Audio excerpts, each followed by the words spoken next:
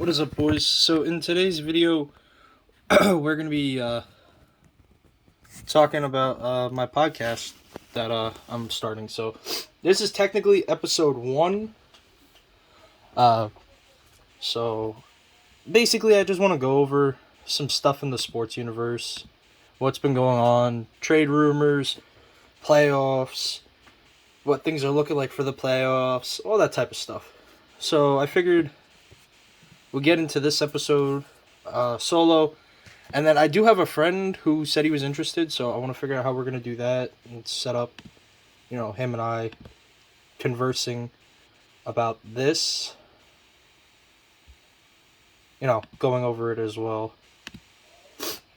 So, it should be a lot of fun. I eventually, want to expand to getting guests on, all that cool stuff. So, you'll have to forgive me. I am a little bit, a little sick. I have a little case of the sniffles. So, forgive me.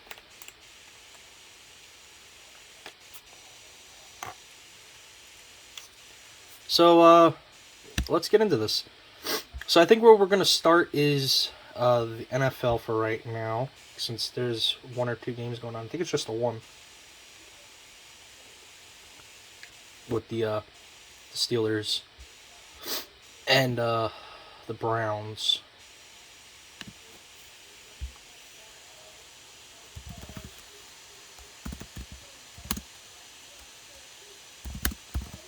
So let's see. Steelers Steelers and Browns. So they just started quarter 3. Steelers are up 10-0. I think this is the last game of the season, if I'm not mistaken.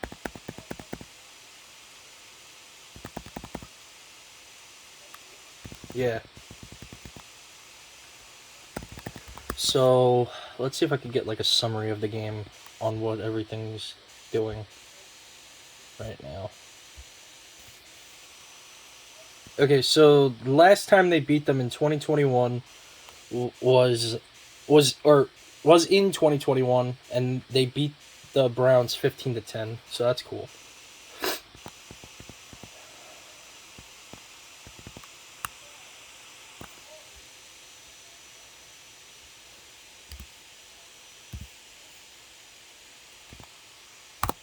See if I can pull up a. Okay, so so in the first quarter, it was second quarter. 10 minutes 30. There was a touchdown. Ben Roethlisberger passes short right complete to CLE1.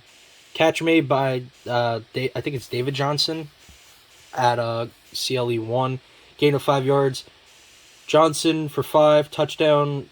I think it's Chris Boswell got the extra point. And then Steelers field goal. Quarter 2, 3 minutes 2 seconds. Boswell 22-yard field goal attempt is good.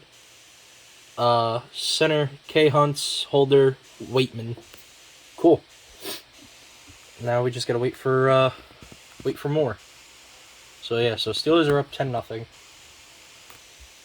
And then quickly move over to hockey, I guess, because we'll look into that for now.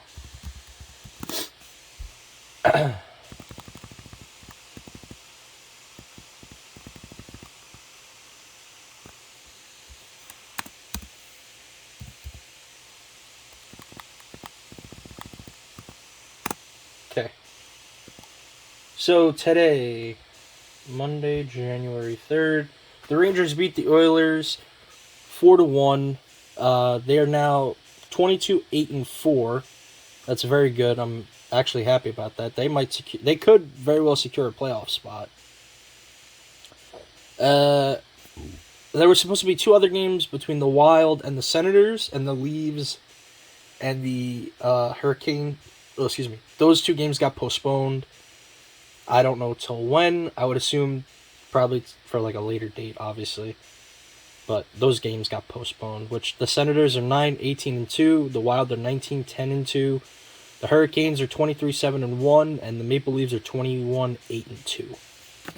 So, but I really hope the Rangers can make a playoff push. I would love that.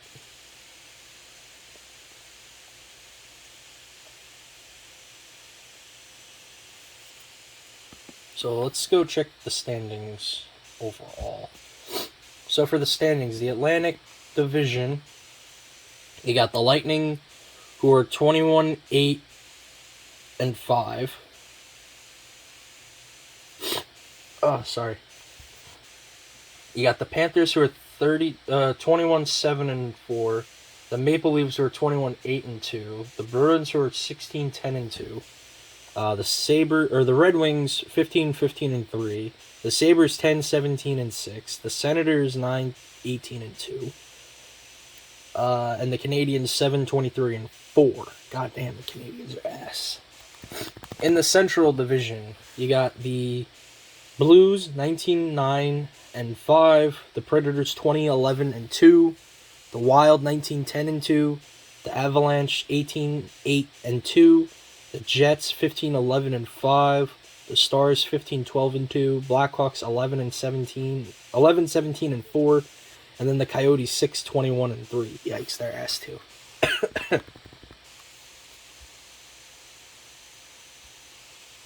And then you got the Metropolitan Division.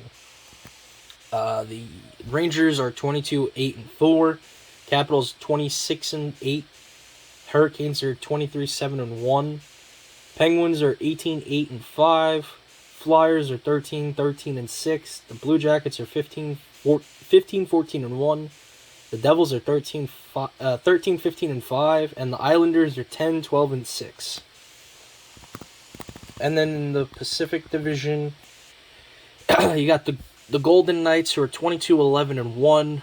The Ducks are 17-11-7. The Flames are 17-7-6. The Oilers are 18-3-2. The Kings are 16-12-5. The Sharks are 17-15-1. The Canucks 16-15-3. And the Kraken 10-19-4. So out of the obvious top three teams in each division, which we're gonna go from Pacific, Metropolitan, Atlantic. So we're gonna go reverse now. So with the Pacific, if the Golden Knights keep it up, I could see them definitely winning, going into the playoffs. The Ducks, I don't know. They're 17-11. I'm not too sure. The Calgary Flames are 17-7, so they don't have a whole lot of losses. So if they could somehow find a way to get ahead of the Ducks, I could see them making the playoffs. But I think the Golden Knights are a guarantee for the playoffs. The Rangers, same with them. If they could keep it up, on a winning streak, I could see them moving forward into the playoffs. The Capitals and the Hurricanes are going to be, in my opinion, a bit of a problem because I do think they are fairly good teams. I haven't watched them a whole lot, but I do think from past knowledge they are fairly good teams. And then the Central, that one to me is kind of a tight squeeze because they're all around the same amount of wins. They all, nobody has under double digits except for the Coyotes, who are 6-21. Everyone has over 10 wins. You got the Blackhawks all the way up to the Blues. But if you had to ask me, I think the Blues, Predators, and Wild probably could win. But I wouldn't be shocked if the Avalanche somehow snuck up higher in the division because they are 18-8. So I would not be surprised if they snuck up and made a push for the playoffs. And then the Atlantic, you got the Lightning and Panthers and Maple Leafs with 21 wins apiece, and they all haven't reached 10 losses yet. So I could see those three teams fighting it out. Definitely, if I had to bet my life on who I think would win that division and progress in the playoffs, I would definitely say the Lightning, just because they're the defending Stanley Cup champs. So, oh, excuse me. I'm definitely putting my money on Tampa. Although I think yesterday the Rangers beat them.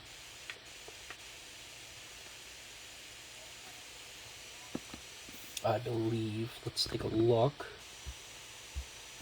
Sunday, January 2nd.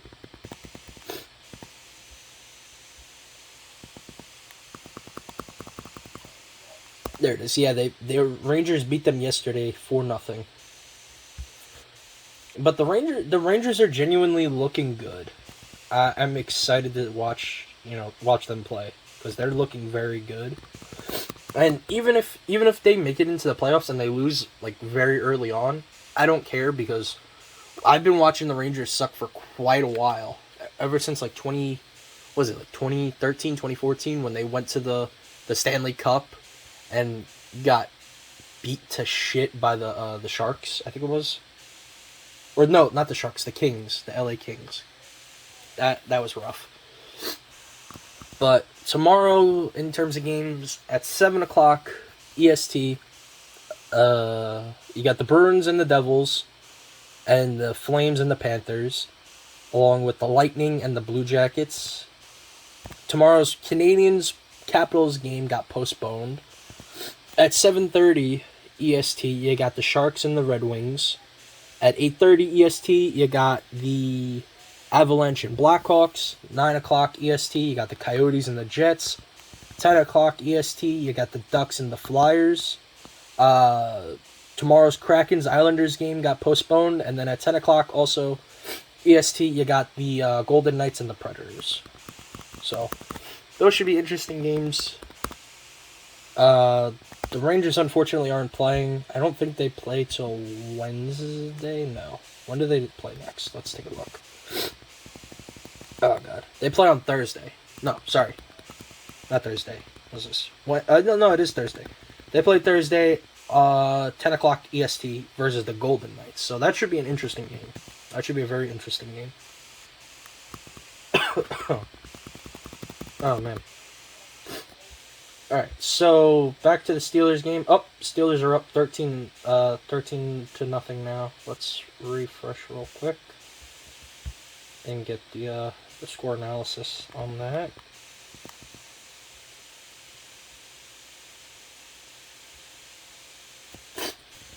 Quarter 3, field goal at 8 minutes 20 seconds. Boswell 30-yard field goal attempt is good. Center Hunts, Holder, Waitman. 11 plays, 66 yards, 4 minutes and 16 seconds. Cool. That's his second fairly long field goal attempt. 30-yard line, 22-yard line. That's actually pretty good in my opinion. So let's take a look at the standings for the NFL real quick.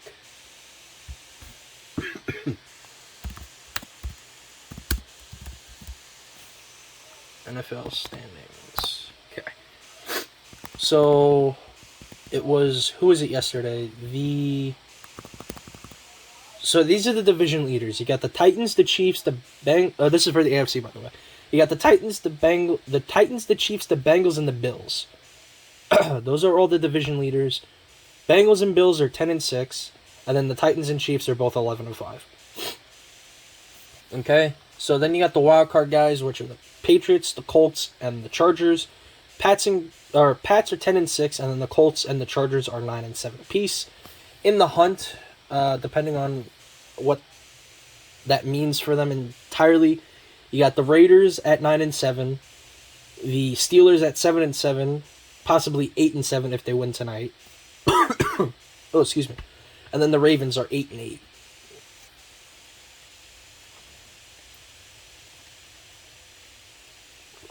Oh, excuse me, I had to take a sip of my drink. And then eliminated, obviously, got the Dolphins, 8-8, Browns, 7-8, Broncos, 7-9, Jets, 4-12, Texans, 4-12, Jaguars, 2-14.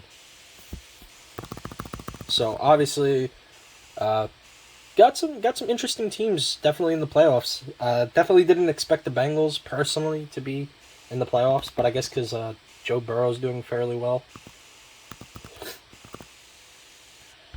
And then you got the NFC. The division leaders, you got the Packers, who I believe secured a playoff spot, being 13-3. Then you got the Rams, 12-4, the Buccaneers, 12-4, and then the Cowboys, 11-5. Wild card guys, you got the Cardinals 11-5, and then the Eagles and 49ers 9-7 apiece, which I think the Eagles also secured a playoff spot yesterday. In the hunt, as of right now, you only have the Saints, who are 8-8, and then eliminated. You got the Vikings and Falcons 7-9 each. Washington, Chicago, and Seattle 6-10 apiece. You got the Panthers 5-11, the Giants 4-12, and then the Lions 2-13. I really wish the Giants were better, obviously, but it is what it is. There's nothing I can really do about that.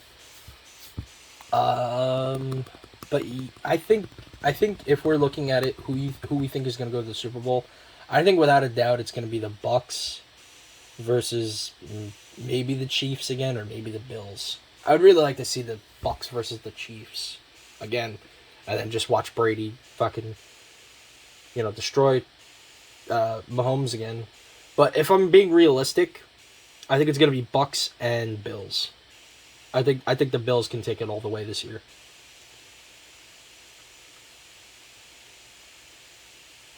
Because Josh Allen's been playing really well, in my opinion. And I think he deserves it because, it's the in retrospect, it's actually the only legitimate New York team, because you got the Giants and the Jets both share a stadium in Jersey, and then you got the Bills stadium in upstate New York. So obviously it's a little bit of a joke, but that's besides the point.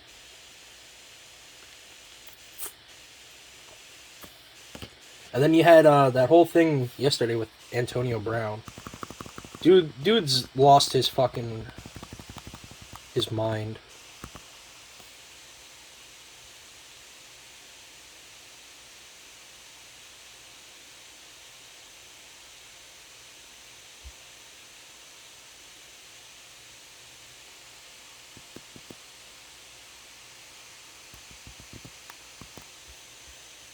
Right?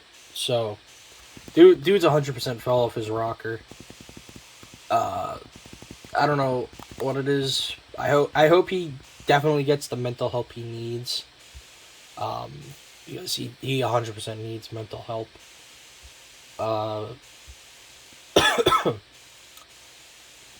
He needs something. They let him go. They told him he was off the team. Basically, like, after the game. So that's a start, I guess. But I think we're looking 100% for him to be, or for them to be like, all right, we're gonna seek mental help for you officially, and we're gonna make sure that you're getting it. We want to see fit that you get your mental help.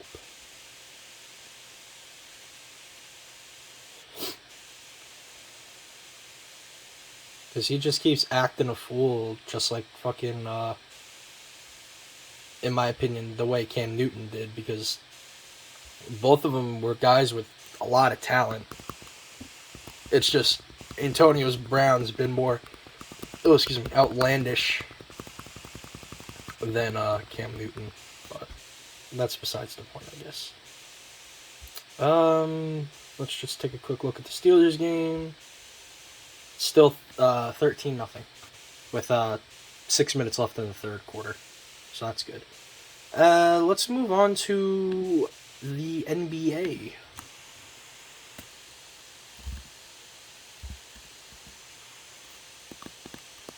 So let's go look at their standings real quick.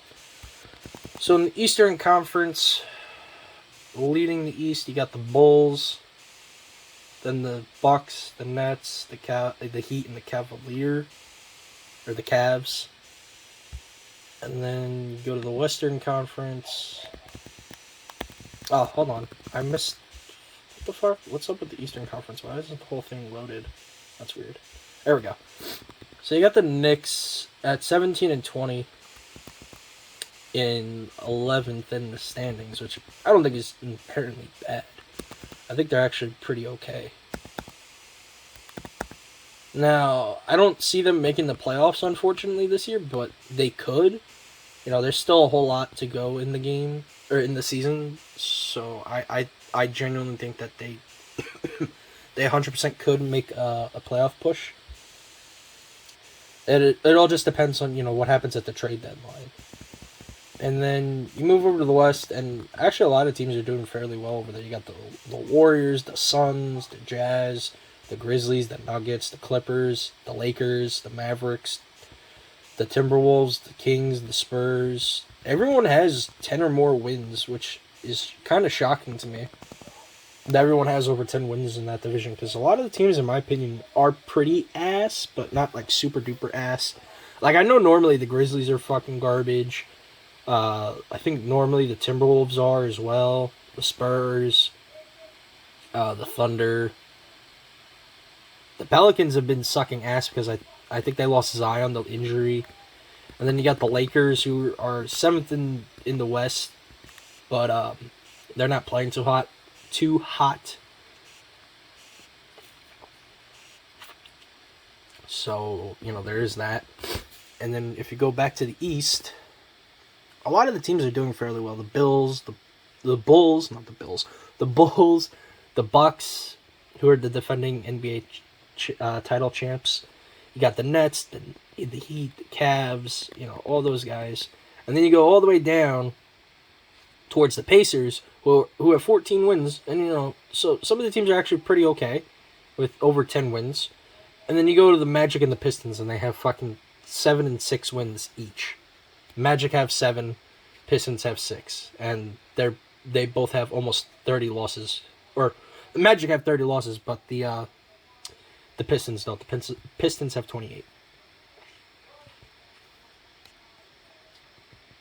So, yeah, they're not doing too hot. So let's check out the Knicks real quick.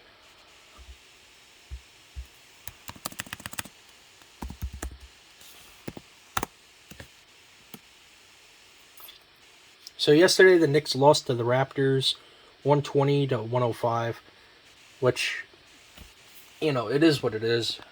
But I think that the Knicks can make a serious playoff push again if they get the right guys. If everyone starts working together, and if everyone on the team just, goes off.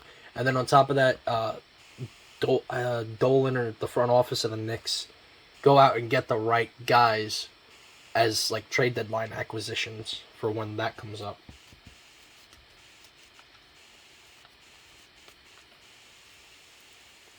Which is when exactly?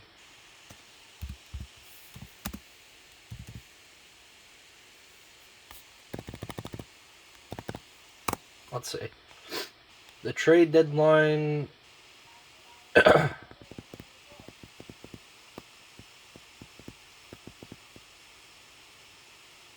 I have no idea when the trade deadline is.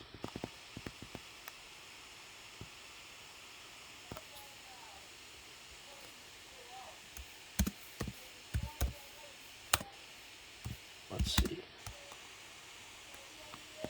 When is the 2021 NBA trade deadline? For some reason, it's giving me games that are going on right now. I don't know why.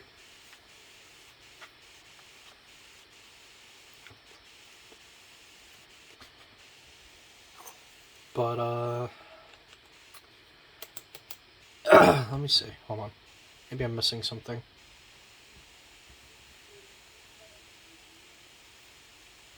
Here we go. Deadline for NBA trades.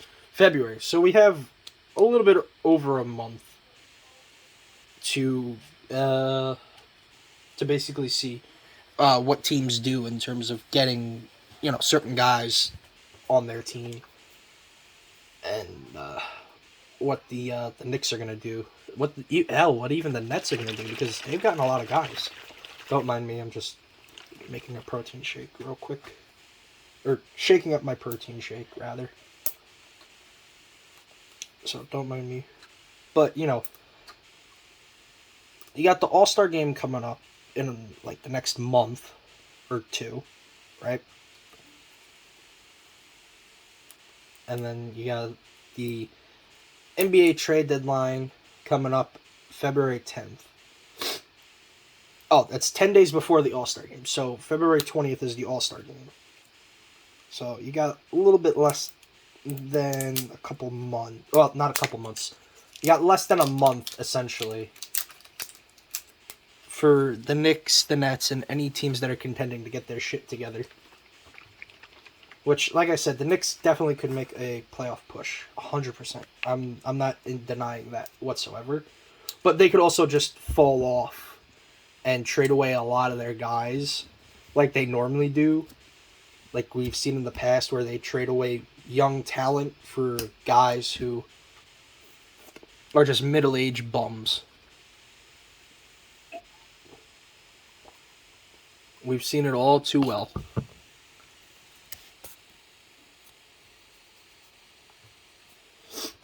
Let's see.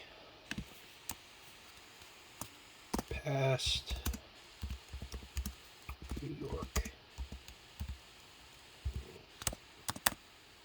Knick trades.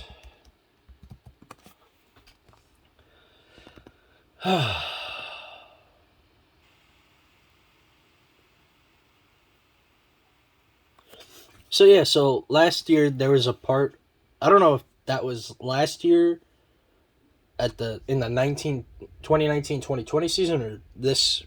Wait, how long ago was this article? Let me see.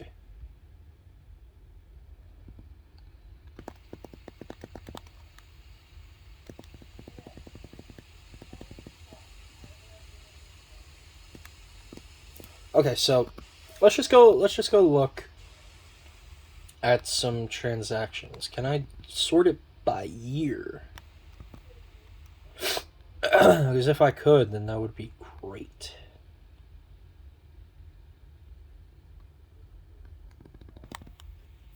Nah, I can't. Okay. So, never mind. Never mind that. But there was a 3-team trade between the New York Knicks where they gave up first-round pick Leonardo Balmoro, I don't know if that's how you say that, I apologize, to the Timberwolves. The Timberwolves traded Matthias Lesort and a 2023 second-round draft pick to the Knicks. The Minnesota Timberwolves also traded James Johnson and Aleksej Posuveski and a 2024 second-round draft pick to the Oklahoma City Thunder. The Oklahoma City Thunder traded Jaden McDaniels and Ricky Rubio to the Minnesota Timberwolves, and the Oklahoma City Thunder traded Emmanuel Quickley to the New York Knicks for a 2023 second-round draft pick and a 2024 draft pick went to Minnesota. So that's how the Knicks got Quickley. I did not know that. Oh, I apologize. Oh, I gotta stretch. So that's actually really sick how the Knicks got Quickley, who I actually love. I think he's gonna be a stud. Between him and Barrett's a little bit on the lower side right now. I don't think he's doing too good, but we could look those numbers up real quick. Let's see. RJ Barrett. So, on the season, he's averaging 15.2 points per game, 5.5 rebounds per game, and 2.2 assists per game. So, I don't think he's doing great, but I don't think he's doing good. I think he's like in the middle.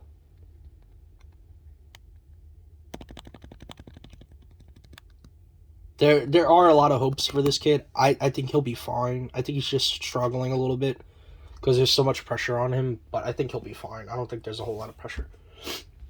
Let's see how what's his name is doing. Emmanuel Quickley. So per game, his stats are a little bit lower, but I think and he's out for the season. I think it's the season because it says he's out right now. So I don't know if that's for the season or just for a couple games. But he's normally he gets 10.3 points per game, 2.3 rebounds per game, and 2.6 assists per game. So personally, I don't think right now he's as good as RJ's doing. But again, he's out, so we won't know. Another guy I'm actually high on, Obi Toppin. That's my boy. Really, Obi's not doing that good this year? I thought he was actually doing a lot better. He gets 8.8 points per game. He gets 4 rebounds per game and 1.2 assists per game. Now, this is on excuse me. This is on average. So, they could have really hot streaks or they could have really cold streaks. But again, this is what they're averaging on, or this is what they're getting on average. So on average, every game, Obi's going to go 8 with at least almost 9 points, 4 rebounds, and 1 or 2 assists. Which isn't great, but isn't bad in my opinion. Let's take a look at someone else. Derrick Rose stats.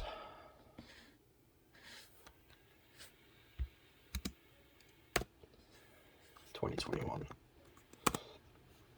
So on average he gets 12 points per game, 3 rebounds, and 4 assists. That's actually pretty okay. He's out as well. Damn.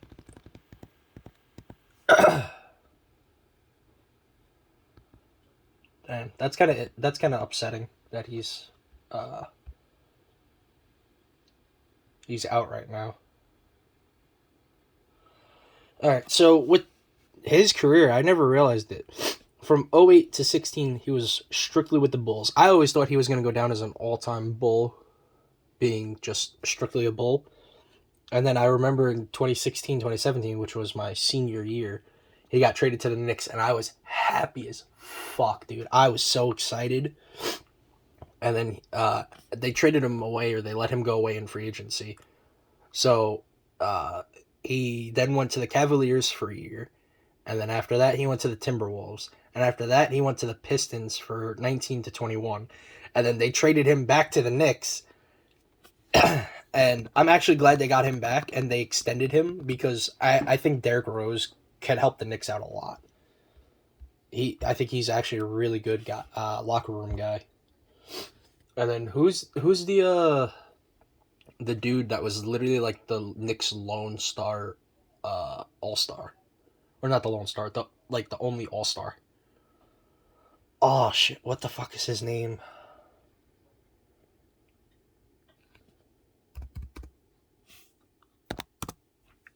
I'm drawing a blank. I don't know why.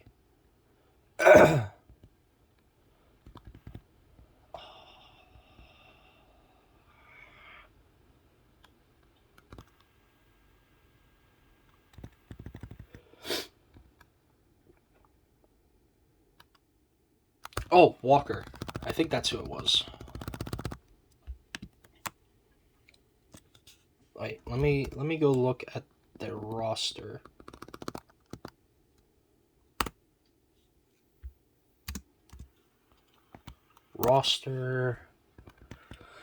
Not Kevin Knox, not McBride. Oh, Julius Randle. That's who it was. Julius Randle. How has he been doing this season? Let's see.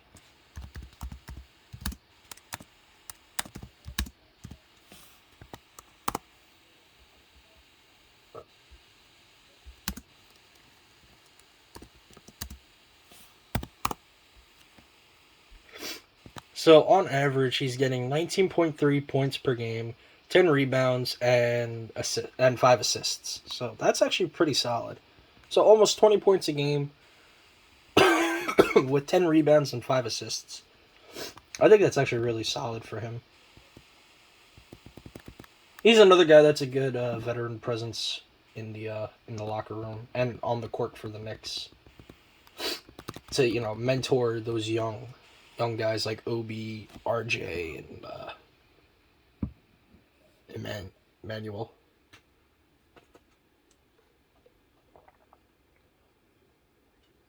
So I don't think that's all bad for him. But he's also out. All right, let's take a quick peek back at the Steelers game. It's 13-7 now. Let's check in on that. All right, so they got a touchdown pass with 56 seconds left in the third quarter. Baker Mayfield passes short right complete to pit end zone. Catch made by Njoku. I don't know if I'm saying that right. Dnjoku. I don't know what his first name is. It just says Njoku. At pit end zone. Gain of 3 yards. Njoku for 3 yards touchdown. And then McLaughlin. Jesus Christ, these names. Gets an extra point. So it's 13-7 right now. In the fourth quarter. Nope. Still third quarter. Excuse me. Still in the third quarter with 15 seconds left. So that's actually pretty solid. So that's actually a lot about it. I do want to at least wait till a little bit later in the Steelers game. I was hoping that the Steelers game would be over like soon, but it's not really even close to soon. So what I think we'll do for like another 10-15 minutes is we'll discuss some baseball trade rumors. So Baseball Reference is what I want to pull up. Baseball Reference.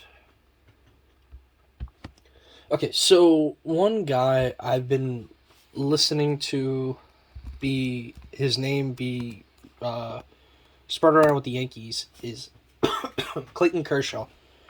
This guy is a definite first ballot Hall of Famer. He's won the MVP, 3-time Cy Young, Triple Crown, 8-time All-Star. He won the World Series back in 2020, which I think is very deserving of him. He's got a Gold Glove. He's a 5-time ERA title and the ML Player of the Year.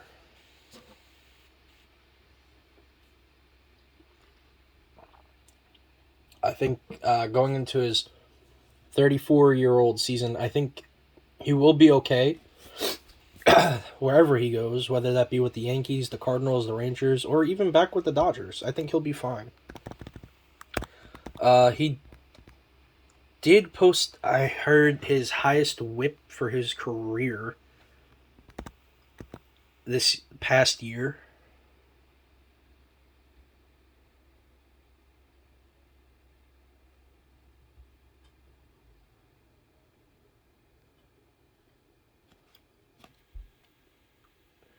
Yeah, so I'm looking at his stats, and it's his first, like, really high ERA since 2008.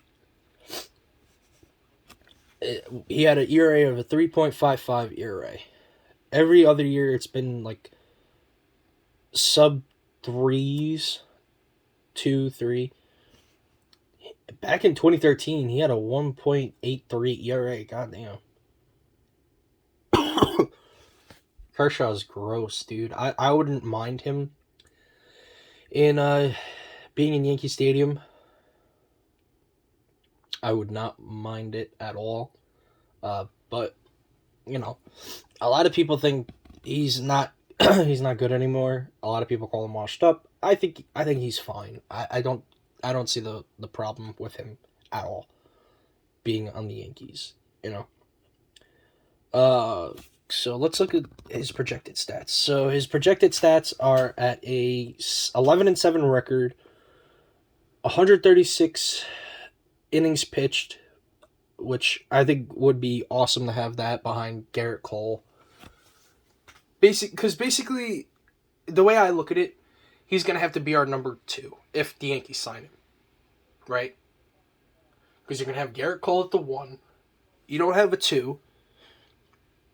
You could have Sevy as your 3 if they decide to use him like strictly as a starter now, which I think is good, but I think until he gets his rhythm back, I think he should come out of the bullpen personally. He's missed 2 years. He pitched very, very well out of the bullpen. Very well, but regardless, so you got Garrett Cole, you don't have a 2, you got Sevy, you got Monty, and then you got Taillon, right, as your 4 and 5. So if you got Kershaw, especially throwing 136 innings, 136 innings, I think you're all in on him. I don't know what he would be asking. If he's asking an exorbitant amount, I would give it to him, honestly. Like, let's say he's asking 3 years, $30 million, and they don't want to go for Correa at, like, let's say 10 years, $300 million, or something like that. I'm all in on Kershaw. Because then it would be Cole, Kershaw, Sevy, Monty, Taillon. That would be a really good... excuse me. That would be a really good rotation. Probably top 5 in the American League, at least. Maybe top 10. So let's go through each and every category for Clayton Kershaw. So 11-7 record, as I said. His ERA is projected to be a 3.51. If he's in Yankee Stadium, I think it could be a little lower. I'm not 100% sure. The only reason I say it could be a little lower is because in Yankee Stadium, if you're a lefty bat, you're not taking most guys deep that are lefties. Even if you're a righty, most of the time, unless you're like Aaron Judge or Giancarlo Stanton, where you have insane power versus a lefty, or as a righty batter facing a lefty, you're not taking Kershaw deep in Yankee Stadium, in my opinion. Not a lot. I will say they could take him deep every once in a while, but I don't think as often as people think. They have him having 1 save, so I guess he's gonna get a bullpen appearance potentially if he signs with the Dodgers. As I said, 136 innings. Oh, excuse me. Ugh. 116 hits. He's given up 116 hits, 58 runs, 53 earned runs, 19 home runs, 33 walks to 146 strikeouts. I think in Yankee Stadium, especially in the American League, he could potentially see more. I would say upwards maybe of 150-ish, 160-ish, if he becomes a Yankee. One of those walks being intentional, by the way. 4 hit by pitches, 1 BK, I think that's balk. I'm not 100% sure. A 1.069 or 96 whip. I think it could be a little lower than that in Yankee Stadium. His hits per 9 are 7.7. His home runs per 9 are 1.3. Walks per 9, 2.2. Strikeouts per 9, 9.7. And then strikeouts /W. I don't entirely know what that means, but that's at a 4.42, and his REL is at a 69%. Nice. But anyways, I 100% can see Kershaw doing a lot better personally than his projected stats for 2022 if he signs with the Yankees. Hell, even if he signs with the Cardinals, you got a top 5 outfield, if not a top 3 outfield. You got in center, you got Bader, and left you got O'Neill, and then in right you got Carlson or Nootbaar. That's fucking disgusting. All those guys are really good defensively. I think Carlson was a little rough defensively this year, but you got 2 solid Gold Glovers in Bader and O'Neill. So I'm not gonna be too upset that they if they make it or not in terms of getting Kershaw. Another guy I want to take a look at is Freddie Freeman. So we're just going to go right to his projected stats if they show them real quick. Yes, here they are. All right, so for his projected stats in his 32-year-old season, In 618 plate appearances, he's got 532 ABs, 100 runs, 154 hits, 29 doubles, 2 triples, 28 home runs, 87 ribbies, 6 stolen bases, got caught stealing twice, 76 walks to 108 strikeouts, which I would definitely take with the Yankees, considering you got guys who are going to strike out more than anything with Judge, Gary, Giancarlo, Glaber, Gardy, if they bring him back. Gio's kind of a toss-up because he had a really bad year this year, but he normally does get on base a lot. Hicks, potentially. Excuse me. So, I think if Freeman comes up to New York, because they're saying that if the Braves don't, after the lockout, the Braves don't get him, the best fit for both Freeman and these two teams are going to benefit them greatly. And that would be in LA with the Dodgers or in New York with the Yankees. I think the Yankees are a better fit for him because the Yankees could use a better first baseman. I don't see them bringing back Rizzo. They could, but I don't see it. And I think that they're going to trade Voit because the Brewers, for some reason, have had a massive interest in him, and the Yankees have had a massive interest in Josh Hader. So I think that they could work out a trade to send Luke Voit and maybe a couple prospects, or Luke Voit and some salary relief over to Milwaukee, and then the Yankees maybe get Josh Hader and maybe like another mid-tier guy or just Josh Hader. So I don't hate that if they do go about that. Like, let's say they trade Chapman and what's his name? Luke Voit to the I almost said the Brewers for Josh Hader or something like that, right? I don't think Yankee fans would hate that trade because Chapman has been a little rough for the past couple of years, coming out of the bullpen, especially this year. But the thing with Chapman is when he's on fire, he's on fire. He's untouchable. He's unhittable. It's just sometimes you don't know what you're going to get with Chapman. You don't know if you're going to get the really good Chapman where he's on his mark, he's hitting for strikes, he's striking out guys left and right, he's throwing that 1-2 fastball really well, he's throwing the splitter well, or are you just going to get the Chapman that gets crushed and gives up the lead, a lot of runs, and fucks us over in games? So I think definitely having Freddie in Yankee Stadium will boost these numbers drastically. So let's say instead of 154 hits, I could see him getting probably closer to 200, if not 200. They have him at 29 doubles. I could see him getting probably more like 30 or 40 doubles, potentially.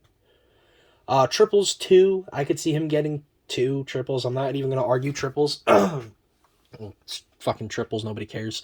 They have him with 87 ribbies. If he's in Yankee Stadium and he's like the 4 hitter or the 5 hitter, I could see him getting more than 87 ribbies. I could see him getting like 90 to 100 ribbies.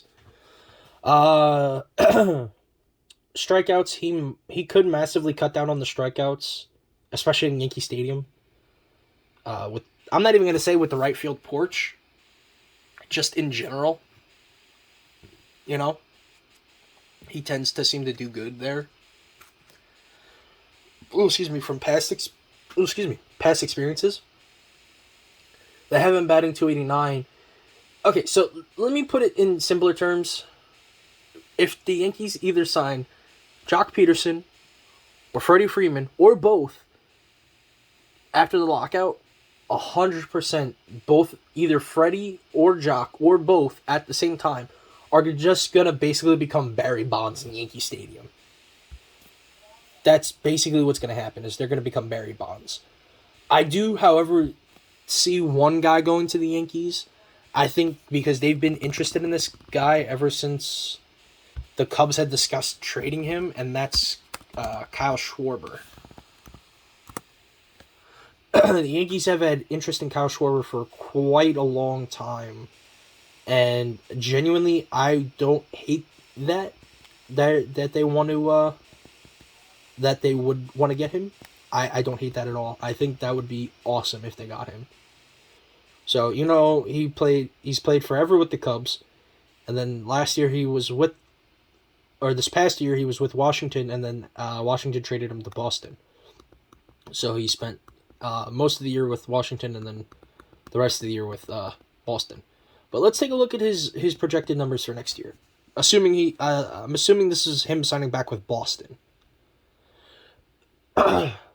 So they have him in 427 ABs, 104 hits, 20 doubles, a triple, 28 bombs with 68 ribbies, 2 stolen bases, gets caught stealing once, 59 strikeouts to 130, or 59 walks to 130 strikeouts, batting .244 with a 341 OBP, 492 slugging, and an 833 OPS. Now, obviously, like I said, in Yankee Stadium, those numbers could be inflated. I could see the strikeouts potentially going up a little bit. So I could see him maybe striking out 140 to 150 times. But if that's the case, then I could see his hits, home runs, and RBIs going up drastically. So instead of 104 hits, maybe 120, 130 hits, with 30 to 40 home runs, with 70 to 80 ribbies, especially being like a 4 or 5 hitter with Schwarber. Because, like I said, Schwarber is a beast. And the Yankees have had continued interest in him for quite a while. So I don't think that they're going to let this option slip under their fingers, especially letting him go to a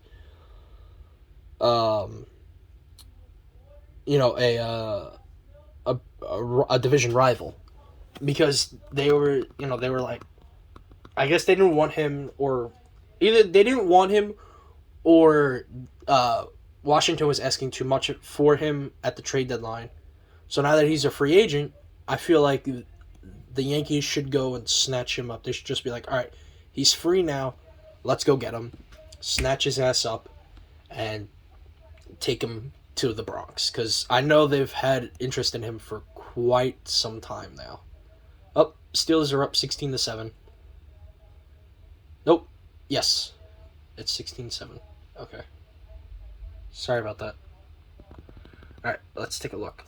Steelers got a field goal. Boswell 50-yard field goal attempt was good. Or is good. Center Kuntz, Holder Waitman. So that, damn, a 50-yard field goal attempt from Boswell. Who the hell is this Boswell kid, bro? This kid's good. God damn. 50-yard field goal attempt from this kid or guy. But anyways, guys, I think that's going to wrap it up for our first episode of my podcast. I haven't come up with an official name yet. I do plan on doing that maybe by tomorrow's episode. I'm not entirely sure. And also for tomorrow's episode, I plan on having my friend Psalms come in. He's technically supposed to be like my co-host, essentially. So I'm hoping that, he comes on. He can come on tomorrow. We'll probably find a way to do it off of Discord, maybe, and just go that way and talk, or should I say talk that way. So, I'm hoping that's how it goes. And yeah, so basically each time the episode's probably going to run about an hour or so. And then if I ever decide to film the episodes on Twitch, I'll just put find a way to put the VOD onto YouTube and then just call that an episode that way. Which could be happening fairly soon. We could just do it that way. But I figured I'd give a little bit of something to the audience today. Try to reel in some people. So yeah. I don't know what I'm gonna call this podcast yet. So I'll just probably label it as just podcast episode 1. And then when I come up with a name, or me and Tom's come up with a name, I should say, I'll just say whatever the name is, and then podcast episode whatever, and just continue that theme going. But anyways, guys, thank you guys for watching. Make sure you guys also, obviously like, comment, and subscribe, and let us know in the comment section what you guys want to see in terms of us discussing. Do you want us to discuss some prospects? Do you want us to discuss more NFL how do I say this? NFL playoff predictions? Do you want us to discuss, NBA or hockey or anything like along those lines? I think we could do that easily. So, yeah. So let me know in the comment section. Oh, by the way, if any of my friends are subscribed to this channel, which I think a couple of them are, to my one friend Sheva, if you want me to discuss football, let me know. I would love to have you on as probably like our first unofficial guest, and we could just sit there for a few minutes, talk about football, and what you think about like the NYCFC, your teams that you listen to, and then probably the World Cup, because I think that's coming up fairly soon. So yeah. So anyways, guys, I'll see you guys later. Again, make sure you guys like, comment, and subscribe. I'd appreciate that. I would love to hit like 100 subscribers by the by spring training, if not by the time the season starts. So yeah. So anyways, guys, I will see you guys later. Peace out. Have a good one, and let's go Yankees and Steelers, of course. Anyways, guys, thank you for watching or listening. I'll see you tomorrow.